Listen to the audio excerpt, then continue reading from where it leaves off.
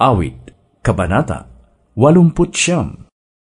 Pag-ibig mo, Yahweh, na di nagmamaliw, ang sa tuwi-tuwinay aking aawitin.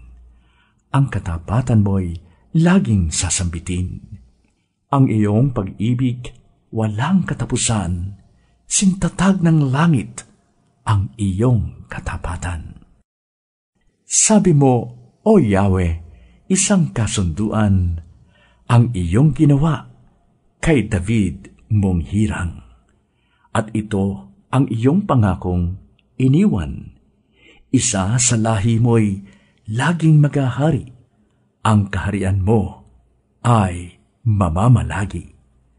Nagpupuri silang nilikha sa langit. Ang iyong ginawa'y siyang binabanggit. Ang katapatan mo, Yahweh, ay inaawit. O Yahweh, makapangyarihan sa lahat, sinong kaparis mo doon sa itaas? Mga nilalang doon sa kalangitan, kay Yahweh ba sila ay maipapantay? Sa pagtitipon man ng lahat ng hinirang, may banal na takot sa iyo at paggalang. O Yahweh na makapangyarihang Diyos, O Yahweh, mayroon pa kayang katulad kang lubos? Sa kapangyarihan ay tunay na puspos, kadakilaan mo'y sadyang lubos-lubos. Sumusunod sa iyo dagat mang mabangis, alon mang malaki napapatahimik. Iyang dambuhalang kung tawagay Rahab ay iyong dinurog sa taglay mong lakas. Lahat mong kaaway ay iyong winasak, kapangyarihan mo'y ubod ng lakas. Sa iyo ang langit, sa iyo ang lupa, ang buong daigdig, ikaw ang may likha. Lahat ng narooy sa iyo nagmula. Timog at hilaga, ikaw ang naglagay. Bundok, Hermot, Tabor ay nag-aawitan. Nagpupuri sila sa iyong pangalan. Ang taglay mong lakas at kapangyarihan ay walang kaparis, di matatawaran. Ang kaharian mo ay makatarungan, saligang matuwid ang pinagtayuan. Waghas na pag-ibig at ang katapatan, ang pamamahala mong ginagampanan. Mapalad ang taong sa iyo'y sumasamba, sa pagsamba nila'y inaawitan ka, at sa pag-ibig mo'y namumuhay sila. Sa buong maghapon, ika'y pinupuri, ang katarungan mo'y siyang sinasabi. Ang tagumpay namin ay iyong kaloob, dahilan sa iyong kagandahang loob, sapagkat si Yahweh ang aming sanggalang, ang aming hari ay siya ang humirang. Banal ng Israel, siya'y aming sandigan.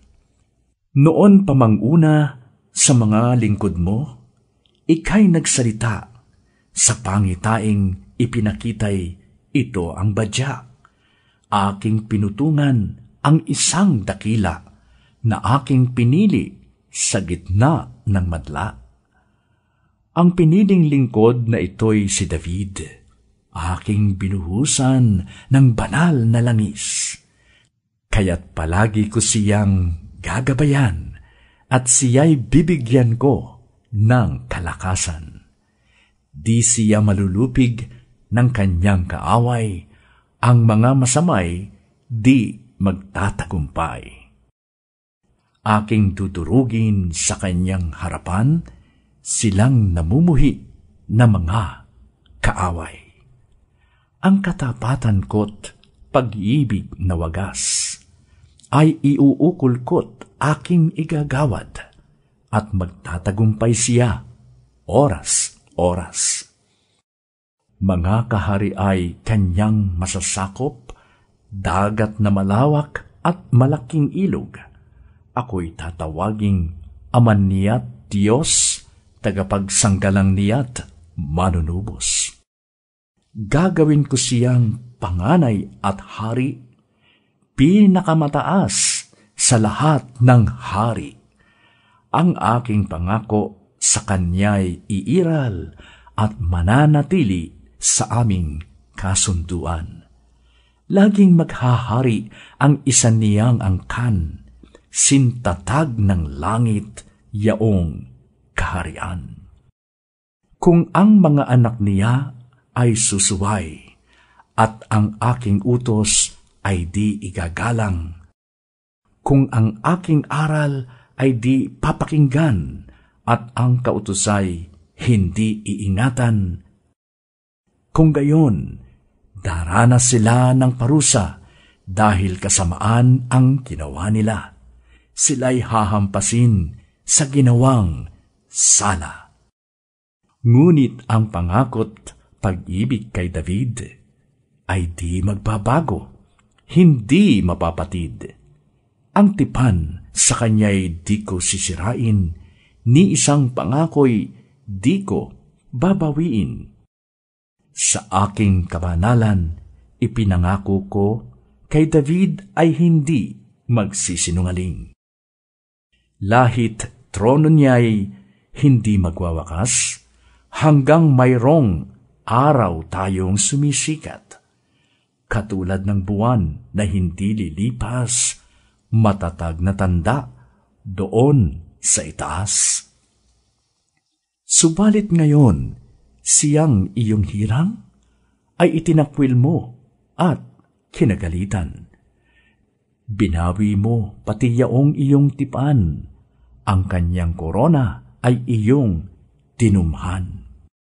Ang tanggulan niya ay iyong winasak, mga buog niya'y iyong ibinagsak. Lahat ng magdaay nagsasamantala, ang ari-arian niya'y kinukuha. Bansa sa paligid, pawang nagtatawa.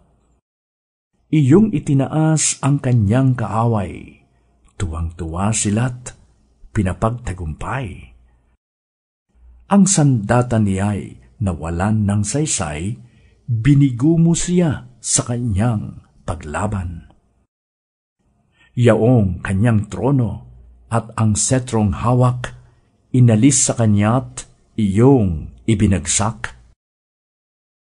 Sa iyong ginaway, nagmukhang matanda, sa kanyang sinapit, siya'y napahiya. Hanggang kailan pa ba, mukha'y itatago? Wala na bang wakas, tindi ng galit mo?